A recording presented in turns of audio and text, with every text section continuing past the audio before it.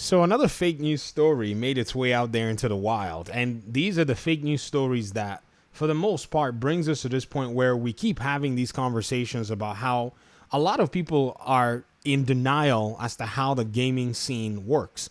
Because for some reason, a lot of these people understand industry, they understand how markets work, they understand how products work, but they choose to deny it when it comes to games because they're busy in their fanboyism. Welcome to the Video Game Fight School channel. We're going to look at this particular development and something that has basically forced the developers on a Sunday to go ahead and release an official statement. They didn't even wait till Monday because some people are just, in my opinion, dishonest.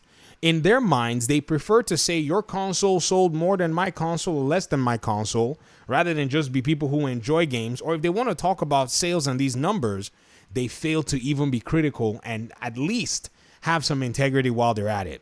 The developers over at Phantom Blade Zero, the ones developing the new game that is more like a kung fu action melee combat game, recently came out with a statement saying, recently we noticed that some media outlets have claimed to have interviewed an unnamed developer from S-Game at China Joy, who seems to have made some statements regarding the release platforms and strategy for Phantom Blade Zero. We want to clarify that these claimed statements, even though they're not saying that there was a statement made, they're just saying that these claimed statements do not represent S-Game's values or culture, as we believe in making our game accessible to everyone and have not ruled out any platforms for Phantom Blade Zero. We're hard at work on both development and publishing fronts to ensure that as many players as possible can enjoy our game at release and in the future. Our team is looking forward to sharing more development updates soon, and we're excited to bring our world premiere demo to Gamescom this month. Ladies and gentlemen, if you continue with this attitude, if you think because you're some console fanboy, and I'm talking to those of you, you know yourselves, I'm not talking to most of my audience members here. Most of you, you're having these conversations because you want to know what the truth is. But there are some who in bad faith think that it's funny for them to be able to say things without any merit, or at least without any kind of backup, just because some YouTuber or media outlet said it. Remember when on SkillUp's Friends per Second podcast came out with, say, this particular conversation that they had with some developers, ended up being that these developers were small devs anyways, and asked them about, their games and availability.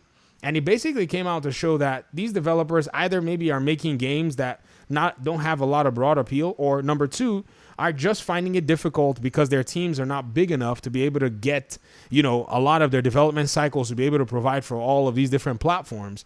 It stands to actually, I don't know, in my opinion anyways, to be seen how other developers look at all of this, because when you think about it, availability and accessibility is basically what's going to help you in this market today. All of this so-called nonsense exclusivity is going to destroy a studio in this market. All the big dogs are laying off hundreds and hundreds of people. The small dogs, they have to be very innovative, and the innovation doesn't even have to be anything. It just has to be make your game accessible. The newest game that came out that was very interesting to me, called Nobody Wants to Die, had a release and a launch on Good Old Games. I thought that was a solid strategy because you got to make sure your game appeals to every kind of customer. If someone is on console and your game can be played on console, you want to do your best to make sure that they can play that game on their console of choice if it is within your means. If they are on PC and you want to reach them on PC, you have to start exploring options, even options like Good Old Games, to ensure that people who prefer to own their games DRM free can actually get their games on that platform. All of this exclusivity nonsense is going to drive some of these people insane. And to be honest, at this point, I'm ready to actually continue to laugh at them because they are some of the most dishonest people that you can think about out there.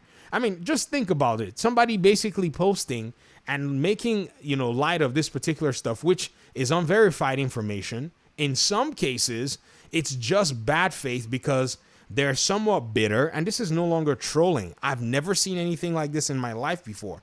It's almost, in my opinion, something that is diabolical to an extent, where these people are coming out and basically making these claims.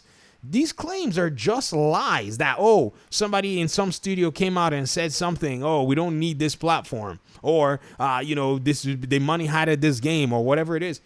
No, that's not how the industry works. If Phantom Blade Zero chooses it's going to be on PlayStation and PC alone, it's because it understands that that's where it can get the, its audience. But Phantom Blade Zero developers, you guys need to look very carefully at the market. Xbox has about 30 million users in the Series S and Series X ecosystem.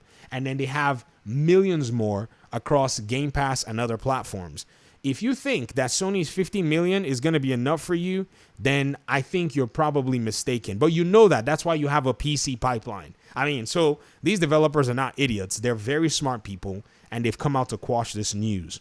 So I wanted to go ahead and put that out there because a lot of the bad faith actors are in full force. They're working overtime. They cannot stand the fact that they now have to be in a position where they must enjoy games rather than play your console sold more than my console. But now that they have to pick up a controller, they don't know what else to do. They'd rather Twitter than actually game.